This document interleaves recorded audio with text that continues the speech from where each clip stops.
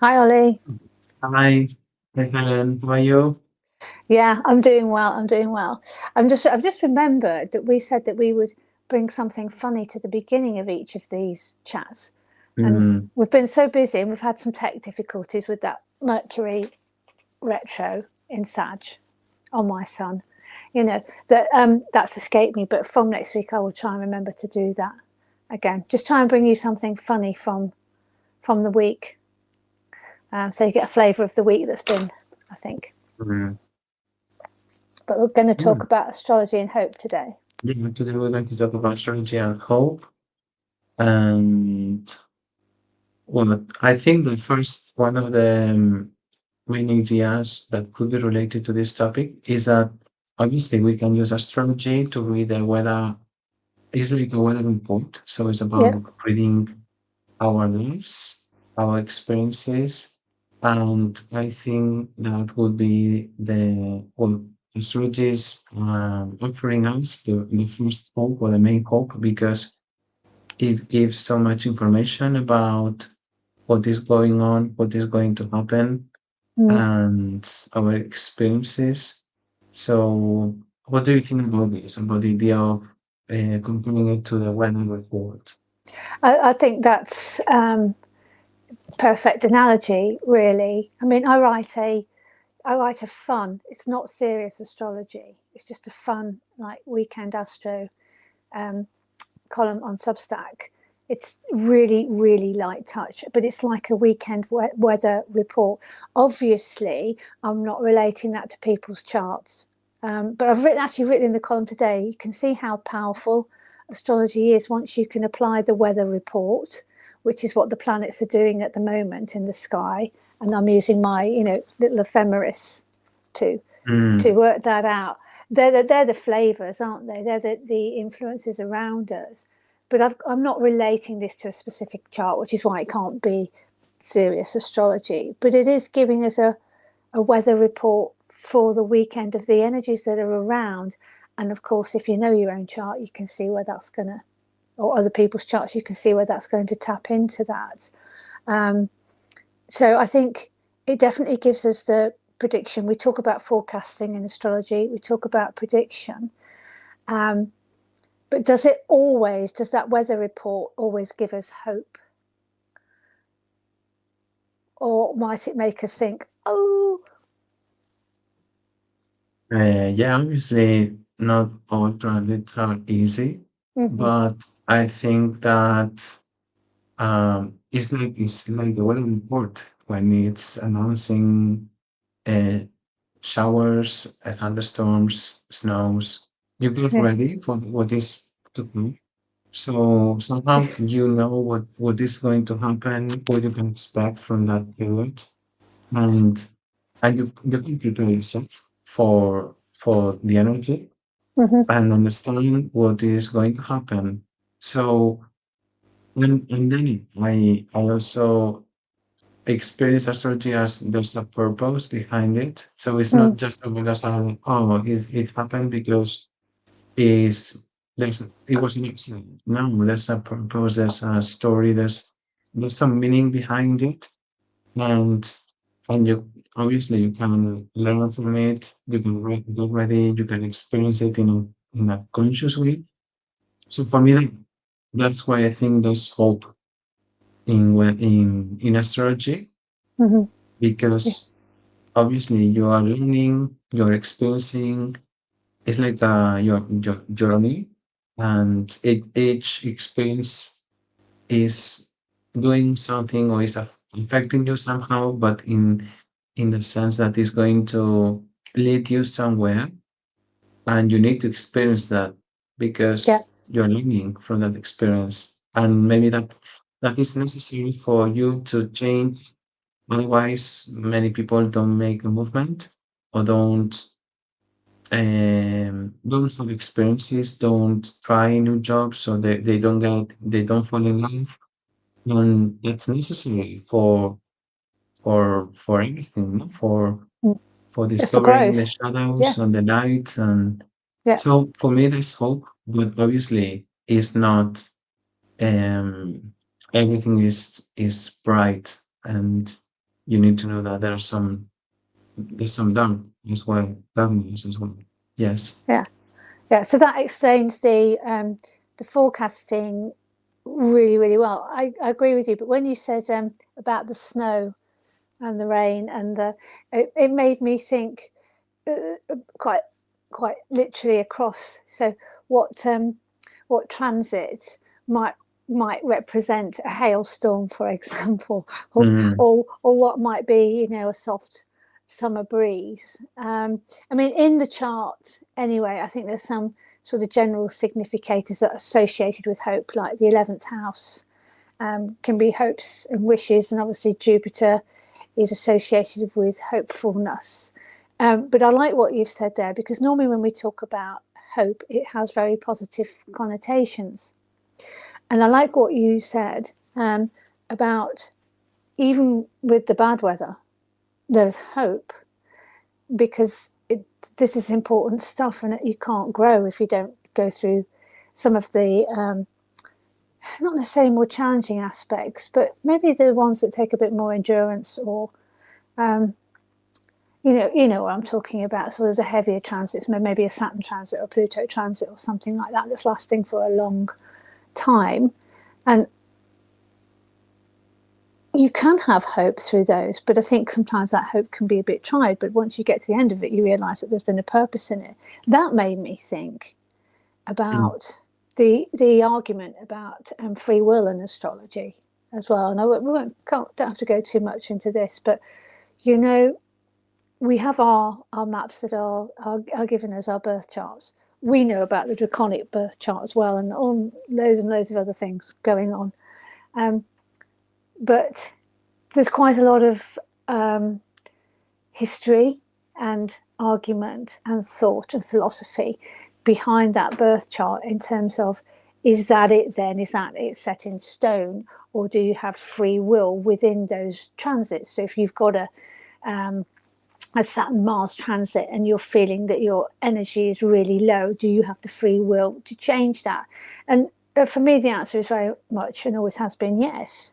There's something divine about it, if you want to use that word, and I use it tentatively, because we're in a very deeply philosophical area. But there's something divine about the map. I do feel that it's the moment that I was born. It's very, very special for clients. It's the moment that they were born. It's very, very special.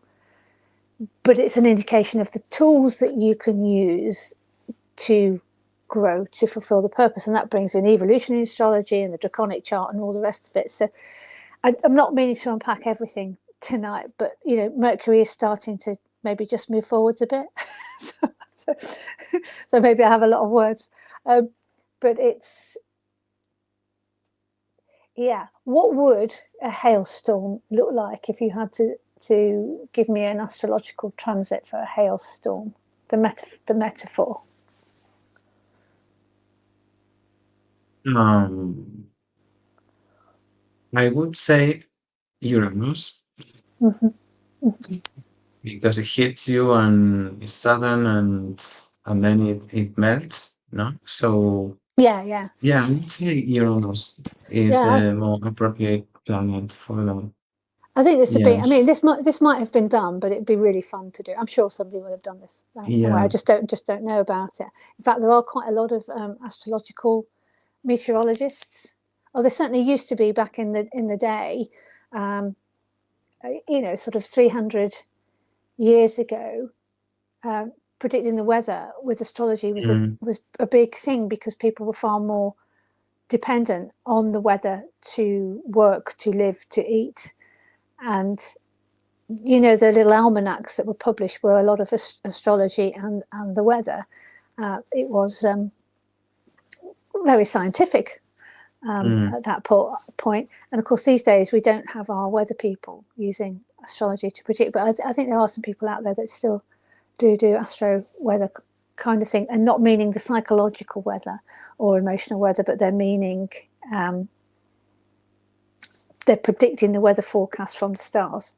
So that it's the other way around. So they're looking at the charts and saying the weather's going to be like this. So see Uranus, there's going to be hailstorms. So I might try and find out a bit about that. I think mm. people are doing it. Yeah. Going back to what you mentioned about the transit or difficult periods, it reminded me of one client I had who was about to expect, she came to me when she was about to experience a first Pluto conjunction her sun, Mhm. which took almost 3 years. And Mhm. immediately after that hit, she had another difficult transit, Mhm. Pluto opposing her moon. Mhm. So it really helped her to know about these transits because she could understand what Yeah. was happening, and it gave her because she was she was really struggling with these transits. She was overwhelmed. She was desperate because somehow she could understand what she was experiencing emotionally, internally, and the fact that she knew that it was a transit gave Yeah. her hope that this Yeah. transit was going to end, Yeah. that there was a purpose, and but especially because she told me if I hadn't known about astrology, I would have killed myself. She was exaggerating, obviously, but Mhm.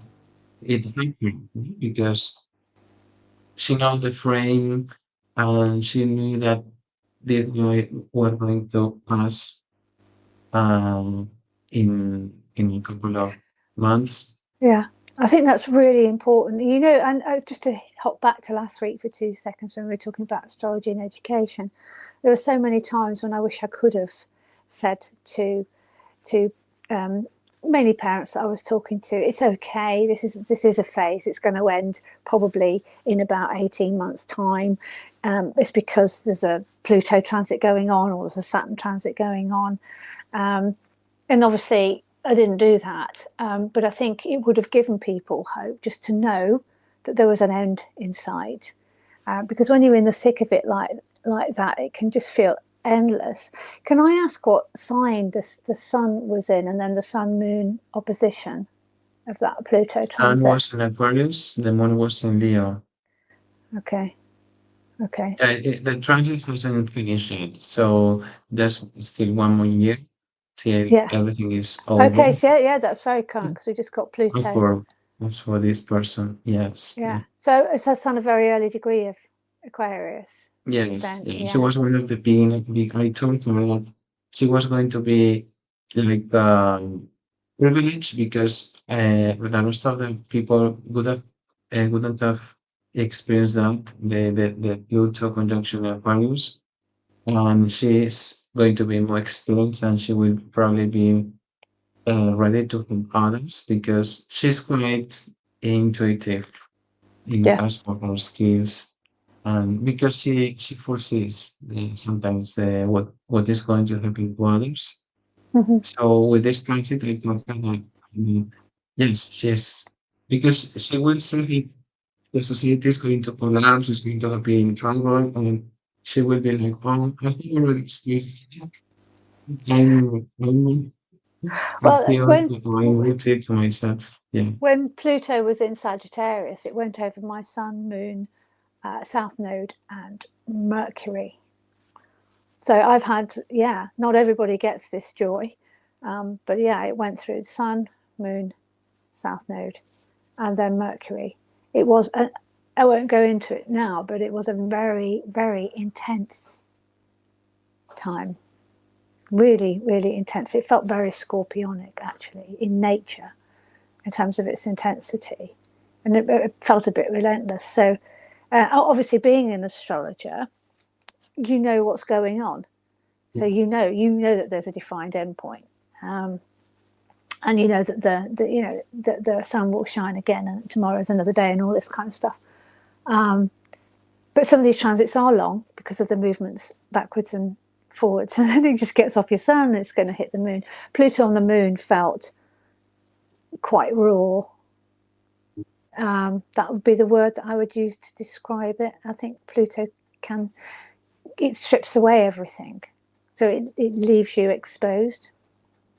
Um, I think that's how you feel. You feel a bit raw with it, and that can be quite difficult to come to terms with. But as you said, you you gain strength from that.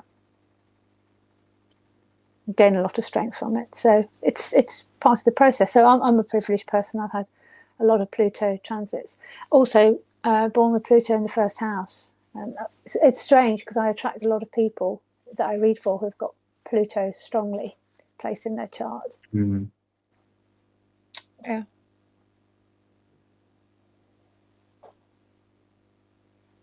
I think okay, because otherwise we were covering the Q&R code and the company logo. That's what I think this is looks but yeah. Okay. Okay. And I was thinking also about have you thought about because this is an idea that came to my mind about considering where Jupiter falls in a lunar return Mm-hmm. because it could suggest in what area of our lives we are going to experience some hope, Mm-hmm. some optimism, some faith, or some kind of opportunities during that period. Mm-hmm. Have you thought about it or have you checked that? Yeah, yes, for sure. I mean, I think Jupiter's interesting in Hope. I've seen Jupiter manifest really in quite interesting ways. I'll speak about a couple of examples.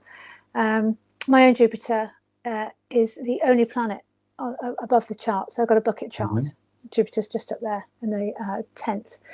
It's unaspected and retrograde. So, the ancient astrologers would be saying, oh, it's got no dignity and all the rest of it. It is a little bit wild. So it's in Gemini. So it's a bit wild. It's, I think I've explained this before. It's just like, what can I learn next? I need to know everything. It's just this never ending appetite for learning and knowledge, but also growing up. So Gemini was being a bit younger then as I was sort of growing up. Such hope. Always, always, always the best of people, life, the world. Everything's going to be all right. It was incredible. It's so pure, and it's just like, don't worry, we'll win the lottery tomorrow. It's got that kind of feel to it, this unaspected, wild Jupiter. And you can imagine that's not particularly realistic. And so I learned some hard lessons growing up, that life is not always going to be as hopeful as I thought it would be. Other people that I've seen with Sun conjunct, maybe like Sun conjunct Jupiter, have been very lucky. Very, very lucky, winning things, for sure. But also within that, because of Jupiter's power to expand, sometimes they've had like real problems eating, just eating everything and really gaining a lot of weight. Sun Jupiter, Jupiter expanding everything that there is to do with the sun, which can be your health as well. So I've seen it come across that way. So very, very lucky and very, very jovial, but kind of like looking like Mm. Jupiter too. It's kind of like it doesn't have any. So we Sun Saturn. Okay, so we're going to expect somebody to be like doing the accounts all the time and putting up the boundaries and probably on quite a restricted diet. Or Moon Saturn or something like that. But Sun Jupiter, it's just like, what boundaries? There's none. Yeah, they need I'm a to big planet. learn how to set Yeah, limits. yeah, And yeah, I know people with that configuration, yeah. and what surprised me was that they were so optimistic.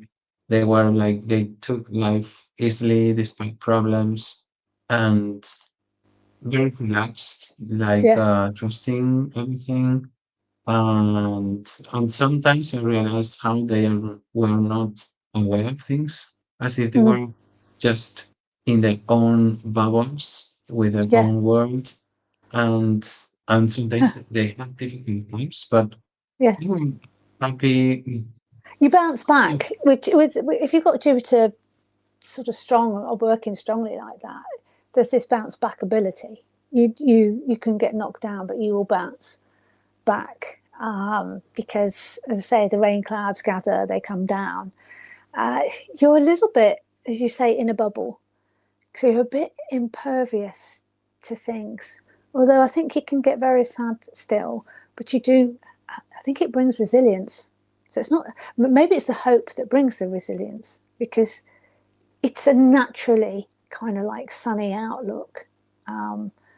If you've got Jupiter, a connection, or I don't know, on the first house on the ascendant, but it can also be this. So I know somebody, Jupiter on the ascendant, and it's just like this real thirst for knowledge, and particularly philosophy, as well. But it can get very, very visionary.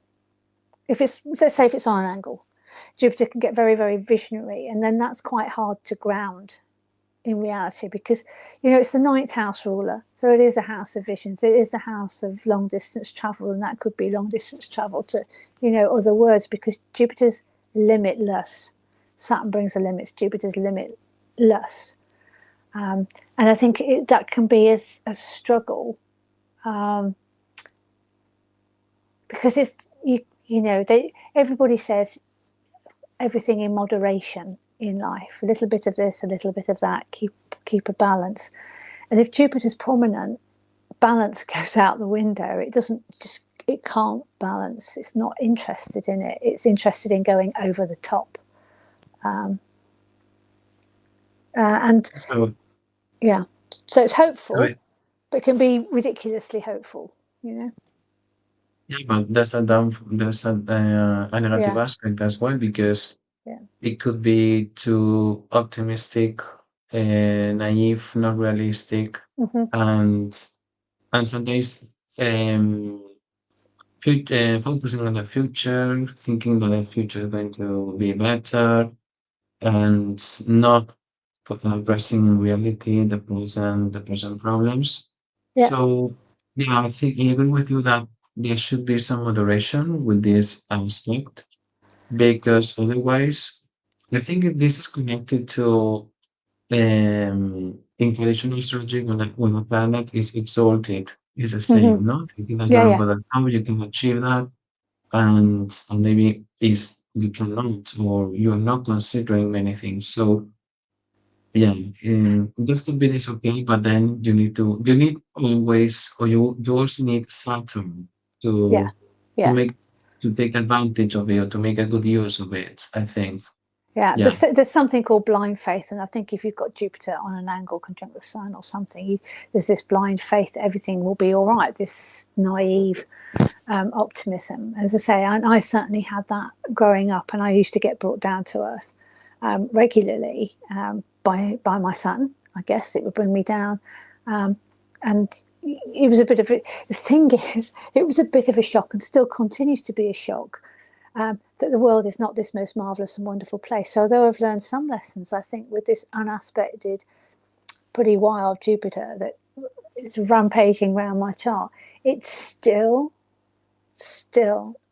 like a planet that's in exaltation. So maybe this is because it's unaspected. Mm. It's strong, although it's in I don't fall detriment. It's not in its best place in Gemini, but it's still acting in that very, very what can be naive, hopeful way. But maybe that's quite a nice thing to have sometimes as well, because my glass is usually half full, which is a good thing. And I was just thinking of something. So we've got Jupiter in Cancer at the moment. So I don't know if you've seen that, Ollie, but quite a lot of astrologers have waxed lyrical about Jupiter in Cancer. It's exalted there. It's so it's really strong in Cancer, and this is going to be wonderful for family life and all this kind of stuff. And I'm just not so sure. I know that Jupiter's got this other side to it. I know that it can just expand. So I think Jupiter in Cancer. I think it's expanding the price of properties. That is what it's doing right now. Yeah, yeah, Yes, okay, yeah, yeah, that's yeah, the downside yeah, of it. Yeah. yeah. Um, and depending on obviously what placements you've got in your chart, I just think you need to. Yes, Jupiter brings that hope, but it also, I remember learning this very early on in astrology studies, it can also just expand whatever it's touching. So if you've got a difficult situation going on of some kind and you get a Jupiter transit, that can just make it bigger. I also have seen and have talked to quite a few astrologers about this. Jupiter's often involved when people die, which is a really interesting thought and something I was thinking about earlier today, because nobody knows what happens when you die. There's lots and lots of stuff out there talking about it, but nobody actually knows. Well, there's some people who know. Many people know what happens Yeah, because they experience near-death near-death experiences. experiences. Yeah, I've Yeah. got a book here called Journey of the Souls by Michael Newton, which is talking about, it reports lots of case studies where he's put people under hypnotism for this. But Jupiter is often active at the time of death. And I was wondering about that today in a nice way, in a really, really sort of benevolent Jupiterian way, if this isn't about the great big journey that the soul is about to undertake. And it's a hopeful one. Yeah, I've, I think I can't remember if I learned it from the traditional astrology course. I can't remember, but yes, I think it was Jupiter, which what you mentioned, no? That it was denoting the idea of passing away, and I think that the death was a benevolent death, Yeah, so probably not as well when a person suffered. yeah, And it makes sense of with the idea of getting a higher, expanding yourselves, expanding your consciousness, because many witnesses have talked about the tunnel, the light, that they experience something bigger. But as you said before, expands the good or the bad things, because those people who were committing suicide or were on drugs and they died, um, sometimes they had difficult experiences when they died because all those negative states of mind. So it was like um, it was faster, no? When they died. yeah, yeah, Mm. yeah. We've So I got think some it's last, definitely be there. We've got questions, have we? Okay. we've got some comments. Well, Uh-huh. let me read one which is related to this topic, and then another one which is about a different topic. Michael Newton actually has 3 books out about the journey of the soul on the other side, and this is where the draconic chart comes into play. Uh-huh. Okay, so we like the draconic charts, don't we, Ollie? Yes, but the draconic chart is more before we come here, and Yes. it's Oh, yeah, yeah, yeah. No, about so the past experiences we had and yeah, the soul and the meaning and the purpose. Yes. yeah. It's kind of like so. What we like to do is to look at the natal chart first, and if maybe I was seeking something a bit else, or my client was seeking something a bit else, I might go to the draconic chart. But I wouldn't want to view either chart in isolation, because I'm looking to see what contacts the draconic chart has got with the natal chart or whatever charts I'm using there. I mean, it could be synastry, it could be transits, could be, just a ton of combinations that you can use there. Mm. But the important thing is not to isolate one or the other, because you're probably looking at the nodes in your birth chart to see, okay, so this is in theory the south node, what you're coming in with, north node, what you're going to translate it into, how you're going to grow your path to fulfill your soul's purpose. And then your draconic chart, which is about the soul's purpose. And so you need to just have a look and see what you're doing on the everyday, down to earth natal chart that's tied into your draconic. And we could take the theme that we've got today, hope, and see what that might be like. I mean, it's quite an interesting way of looking at it. You can see what hope is like. In my chart, I said to you, I've got that unaspected Jupiter. Well, I'm going to have that still in a draconic chart, but it will be in a different sign. So it might not be in quite such a inquisitive, gosh, I've got to read everything kind of Gemini sign. I can't remember where it is actually, but Yeah, so wouldn't ever, just to respond, I wouldn't ever read either. I wouldn't read a draconic chart in isolation. Yeah, yeah, makes sense with the Yeah, natal chart. yeah, And the second application, Michael Newton does write about the soul's life on the other side, not about previous lives. yes, yeah, yes, he does. I've just got his case studies there, and I've been reading a few of them. And there's a very nice documentary by a person who was a Brazilian channeler. The film is in Brazilian and it's called Nosso Lar, which means our home. So it's in What's it called again, Portuguese. Ollie? Nosso, Nosso, Yeah, and then Lar. not so large. And yes, Nosso Lar. Okay, And and that means well, other life, does it? our home, Our home. Okay, our home. okay, that's lovely to know.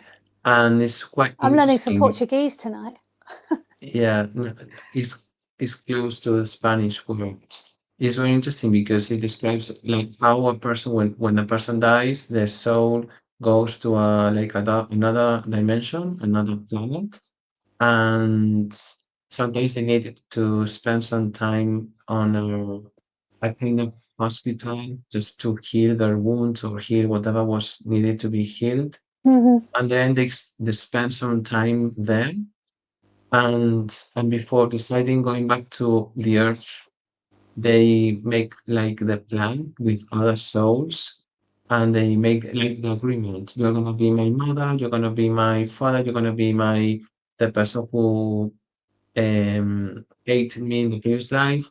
And the aim is to overcome some challenges with difficult experiences or to develop or whatever. Mm. And well, I found that documentary really, really interesting. Mm. Mm. It sounds it.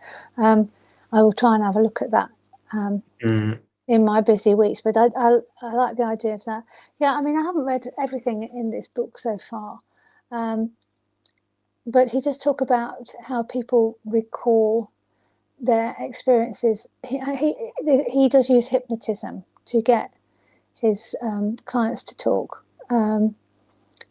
and the common themes that come through are this association with a bright light, and about this extremely warm and friendly welcome for mm, most people. He does say if somebody's died in difficult circumstances, it takes a bit longer. It's not punishment. There's no punishment. It doesn't exist. But the lessons that need to be learned, because presumably they weren't learned on the earth, they take a bit longer. As I say, it's not a form of punishment, but it's just an extra bit of mm, attention, an extra few layers that you have to go through. And people talk about time kind of becoming irrelevant here, but passing through sort of certain stages. And through extreme benevolence, um, kindness, greeted by people that you know and are familiar with, but then kind of like joining a pool of not always people that you know, but people that you're going to learn from and conversations that you're going to have. And similar to what you just said there, so we're probably trying to organise the next move. You know, mm. what you're gonna do Yeah, next. You know, what you're going to do next. What's yeah. your next job? Um, yeah, I think it's very interesting. We're going to go. One of our shows is going to be about astrology and dreams, and remind me to tell you about a dream that I had that was around this. Okay. Won't go into it tonight. We'll leave it as a little cliffhanger. Mm, But a dream that I had was very interesting, and it was 2 nights before my mum passed, mm, which it was just so real. Actually, no, you often have dreams that are real. I'm not going to go into talking about dreams. But this one was different to a real dream. It was different to a vivid dream. It felt far more like a message. That's all I can say. We'll come in. mm. We can come back to that Okay. when we talk about astrology and dreams. But yeah, I think Jupiter around at the time of death is symbolic of hope. Mm, you know. And if we Yes. believe in life after death, then it's this is life here is kind of like not nothing, but it's just like a part of what is a much much bigger picture. Nothing Mm. to be scared of, you know.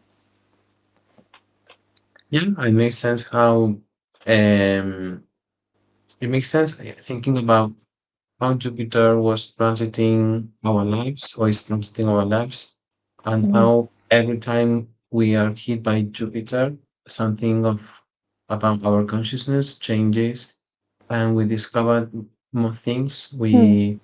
Like we mm, we get a higher notion of the concept of ourselves.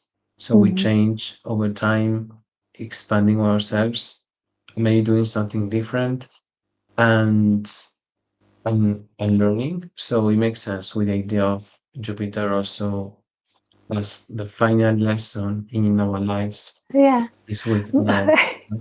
On Yeah. that note, I think mine will be writing books. And when I had a last year Jupiter to the midheaven in Gemini, I got 2 books published.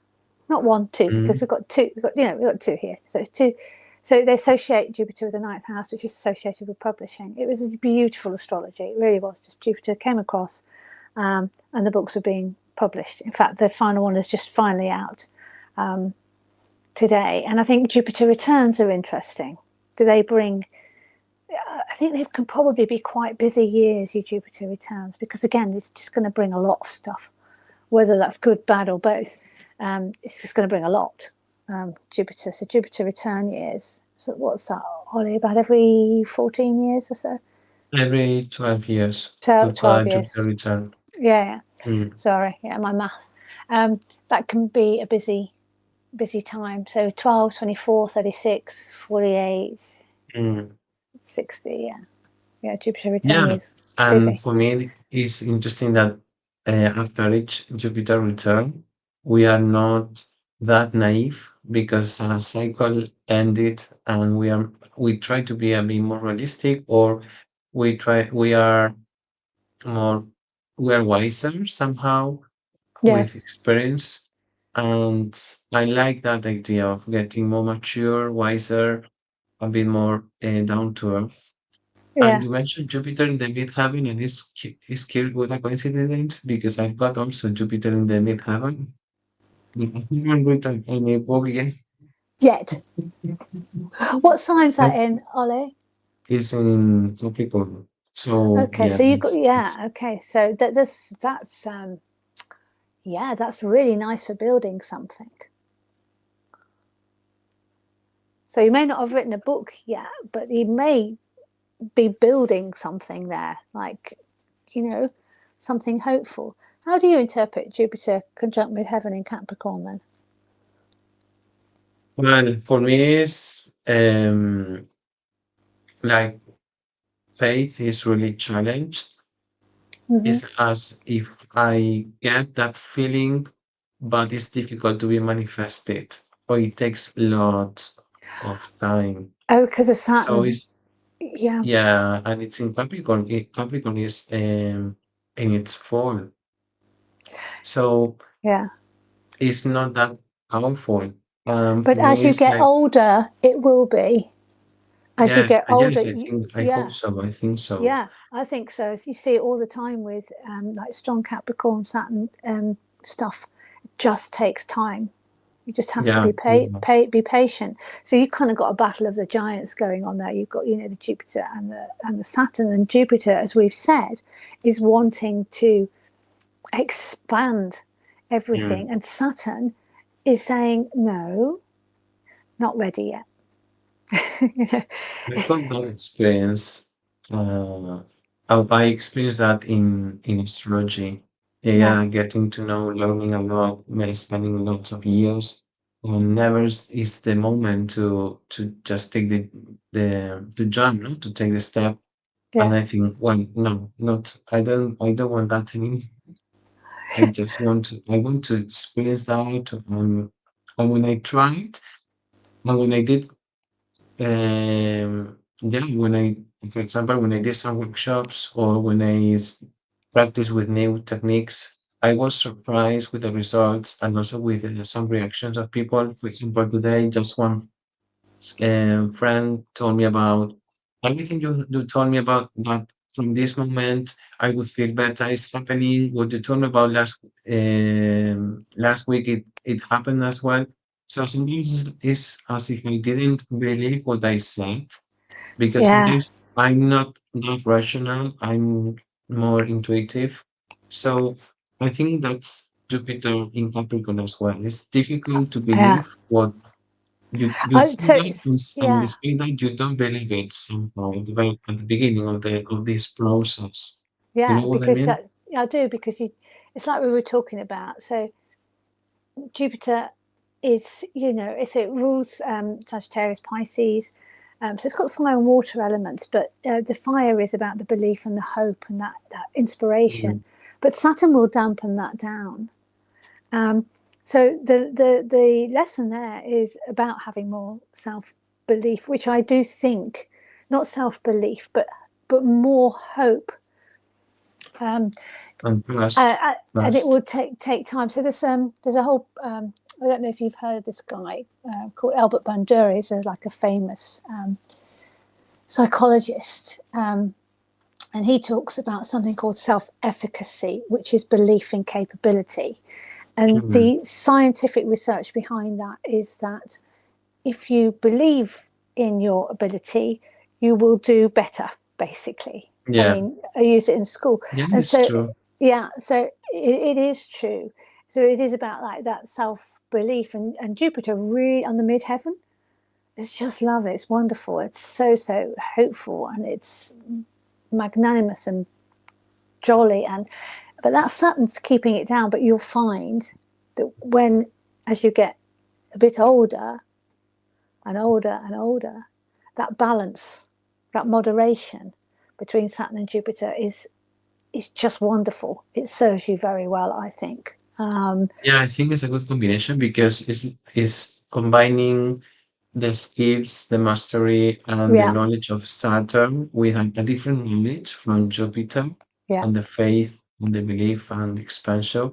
Expansion. So I think it will work well, but I think also that it takes time. What you yeah, said, no? yeah, Mm, yeah. It's just dampening down the hope a bit all the time with Saturn, but it's saying, as you say, sharpen your tools, learn your craft, mm, make sure that you are the expert here, and then you will mm. feel comfortable enough to feel that confidence. But you've come through a few years, Ollie, and I think that you are, if my personal opinion, professional opinion, is that you are very refined in your craft, and the Jupiter just needs to come out and shine a little bit more there, then, if that's what you feel, because the Jupiter is, Thank you. Yeah. yeah, no, I mean, your stuff.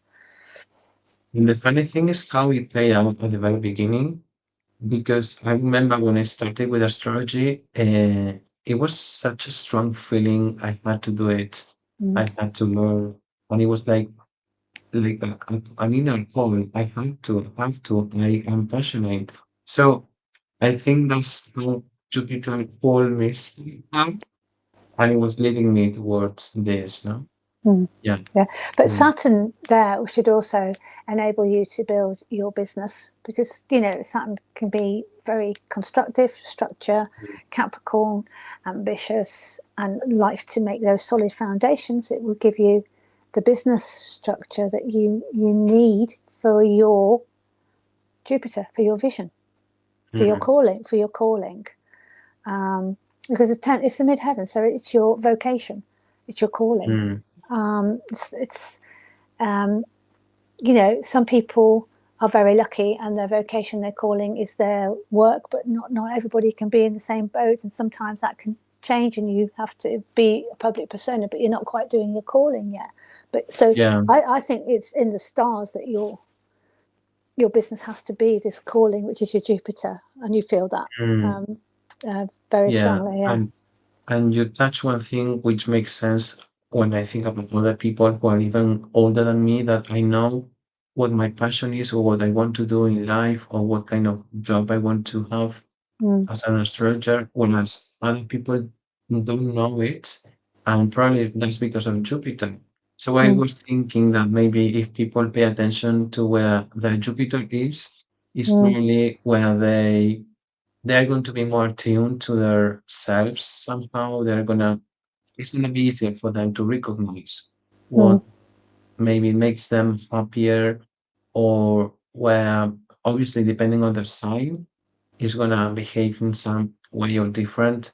But I think is where they are going to also give something to others, and others can benefit from it, because as it is a benevolent planet, it's about offering, is yeah, generous. yeah. It So people really, are yeah, gonna get something that they're gonna appreciate it, or people are or this Jupiter is going to help others yeah. somehow. You're absolutely right. The people that I know who've been Sun Jupiter, who are Sun Jupiter, are some of the most generous people, big givers. Yeah, yeah. Um, very, very generous people. Um, yeah, it's so interesting. So, what about the 11th house then?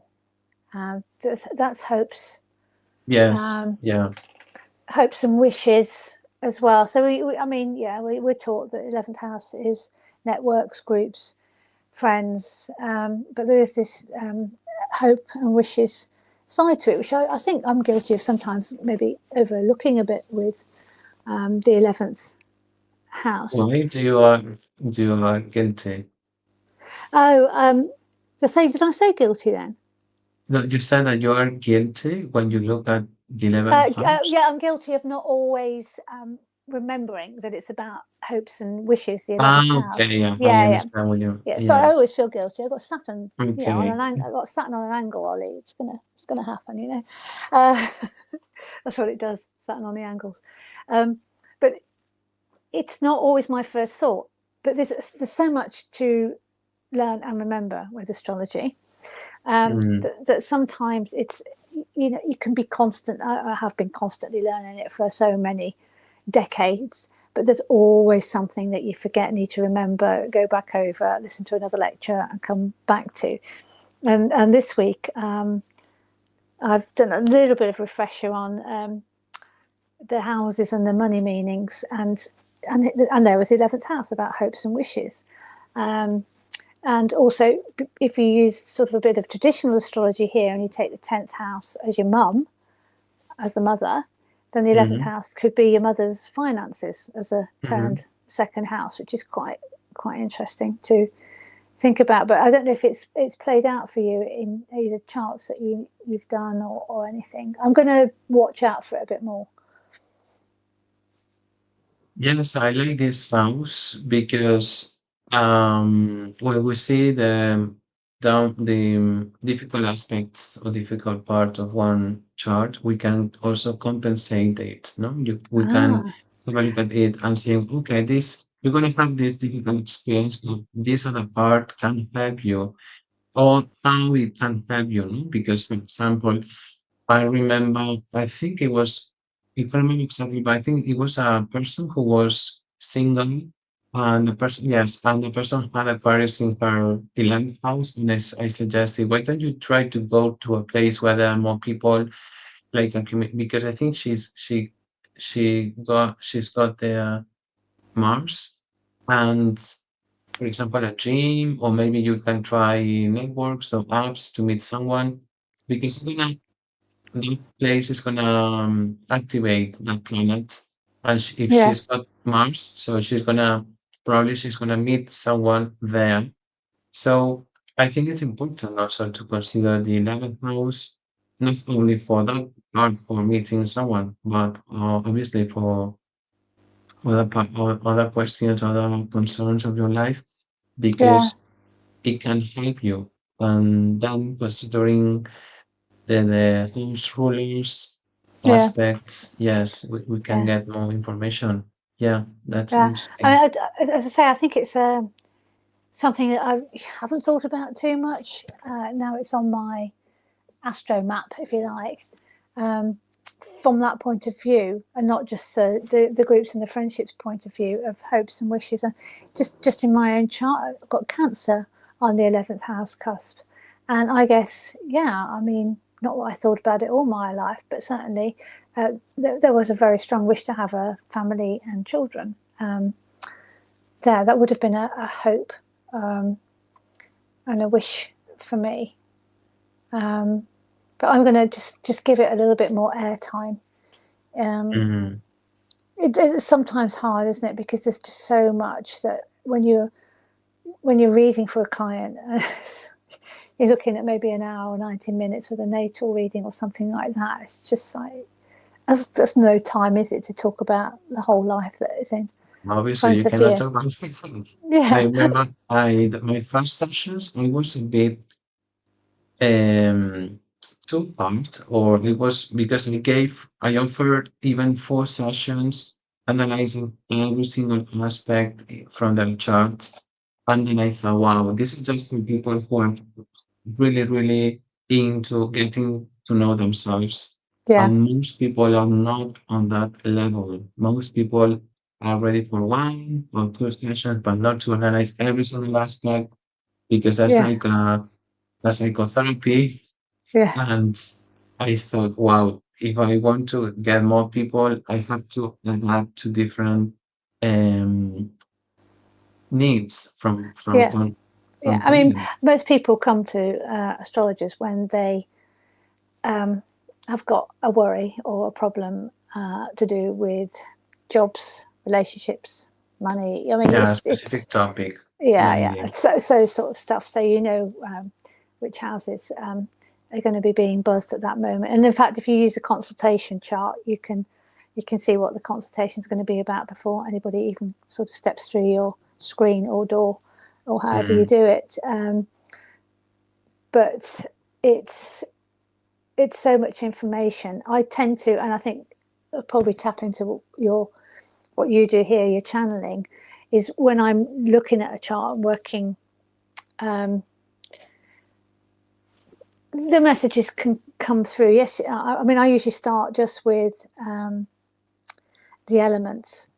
Because also, if somebody doesn't know astrology very well, you've got to break it down into a language that is understandable and not use all the jargon that we're talking about on mm, our chit chat show.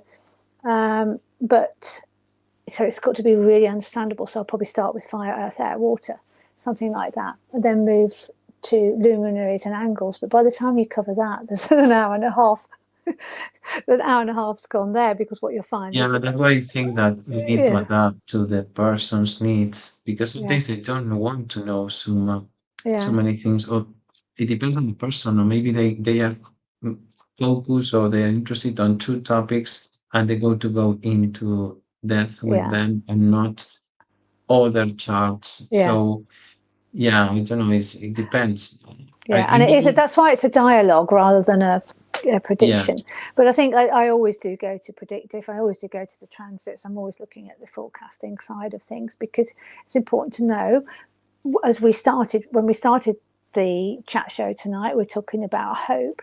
It's important to know what is coming around the corner, what kinds of energies are available, and how and the strategies, and to give, as mm, astrologers, you're going to give the strategies to manage those energies or ride the wave of them, depending on what they are, yeah, so that hope is integral. I do think people come and see an astrologist maybe because they've lost a little bit of hope there, and they need to know that there's an end period, yeah. because that could give back the hope, and that's what the transits do. So I think inevitably astrologers go into transits, you know.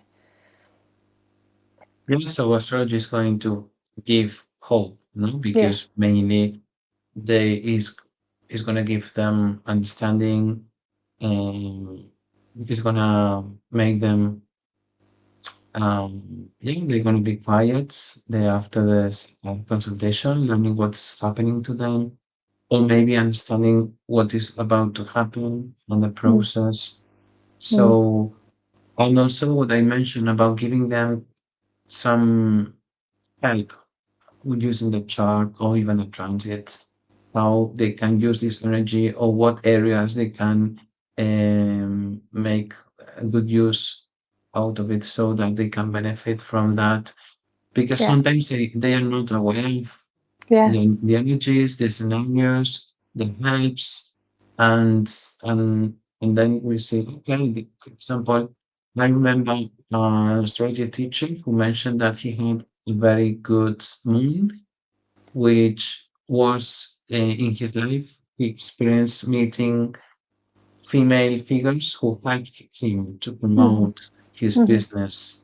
So he knew the areas, he knew Hmm. the partners or collaborators who were going to help him. And Yeah. I think that's for the leading astrology. It's about, okay, we've got these objects in life or these characters. So use them because you can benefit from it and you can make a good use of it. Yeah. I think that's what I mean by strategies. We've got the roadmap. We can read the map, and so we can say where the what the influences are likely to be and whereabouts in life they're likely to be through transit. And with that information, I mean, it's not predicting the future. I need to come away from that as an astrologer. That's not what it's about. But with the information about the energies that are available to you, it's getting people to think about how they can apply that in the best possible way. Um, and that's it. It's interesting because it gives you some control Mhm. over what's happening and some And knowledge, and that's invaluable. That gives hope, that knowledge and control. And I think it takes away the feeling that everything's being done to you. So this brings us back to the destiny and free will. And I have, so I think that the map is destiny, and this falls for you. This map falls for you. But there's no harm in consulting an astrologer who can advise you as to the tools and strategies that you need for the energy. It's kind of like, it's got the cross of, so astrology's got the cross of mystical and mm, practical yeah. there, or mystical and helpful. We're reading maps. Those maps feel heaven sent, if you like. And certainly, with horary, it's just incredible, that moment that you get. It's just like, Mm, and it's working all the time. So these planets and the blah, blah, blah, all of it, the asteroids, the wheels, all working all the time. Um, you yeah. know And that yours. another Yeah. important topic is the timing, because Yeah. most people don't know when they have Yeah. to set up a business or when is a good moment to promote something.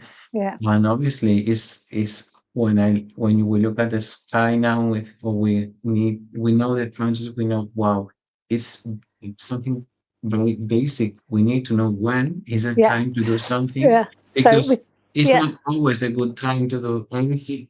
We need to No. So wait we've for got the right moment we've to got take action. Saturn moving forwards today, Ollie. Mercury moving forwards on Sunday.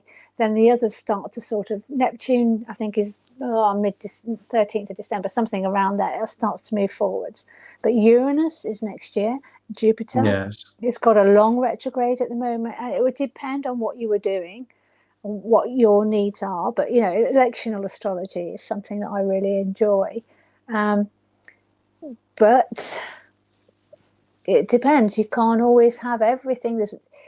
I always look for the moon to be happy, but that's, yeah. If you're launching something, it depends what it is, but you can pick the best time. And You yeah, we cannot can do pick that. the best time many times, but you can pick a good time, Yeah, because with all the elements you can adjust it and you can get the most out of it on that yeah. during that You can, period. yeah, you So can minimize that's the something. risk.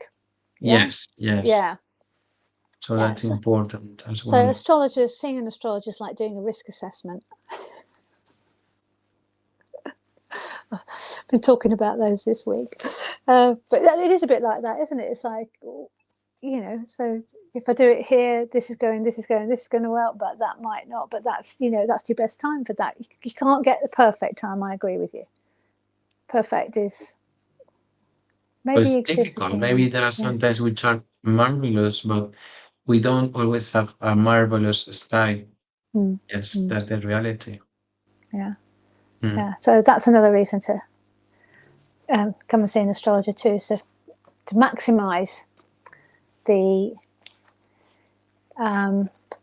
success of what you're going to do, and again, give you hope, Ollie.